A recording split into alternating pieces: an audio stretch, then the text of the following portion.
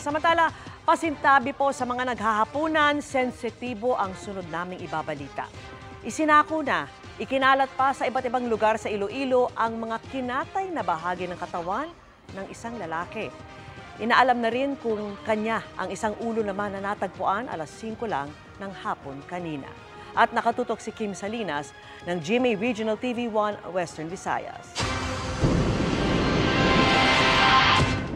Mga putol na bahagi ng katawan sa magkahiwalay na bahagi ng Iloilo. Ang ilan natagpo ang nakasilid sa sako sa gilid ng kalsada sa Barangay Ticod, La Paz, Iloilo City nitong Lunes. Ganyan kay bugat, ipanawagan ko sabay ko kag lantawon, may kanay koreng. Tigali nang kuan ka tawo. Bago natagpuan ang 2 putol na braso ng tao, isang puting van daw ang nakitang huminto sa lugar bandang madaling araw. Hinay sila sugata ko. Pero ang unod sang van, tinted ang iyang glass, pero hindi makita ang tao, wala sa sang plate number.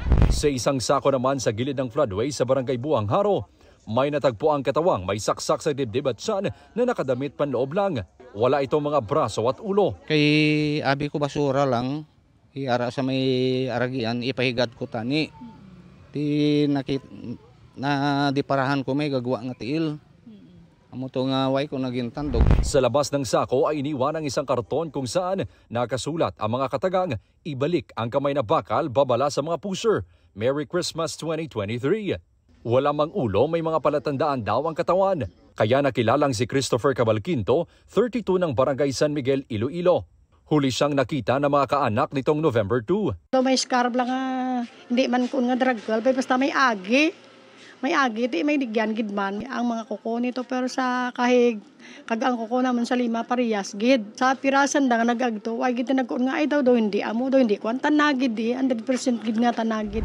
Illegal na droga at crime of passion ang anggulong tinitingnan ng pulisya. Tuloy ang investigasyon. Isolated daw ang krimen. Hindi taman maka-confirm na, hindi tama hambal man niya managyaw, pero ti kabalo sa ilan palang taon talimpyo yung agid. Dapat na tiyanan at lang gamay nga kutsilyo na. Kung isa mo lang, hindi man na kasarang nakakakuan yun. Para sa GMA Integrated News, Kim Salinas ng GMA Regional TV1 Western Visayas, nakatutok 24 oras.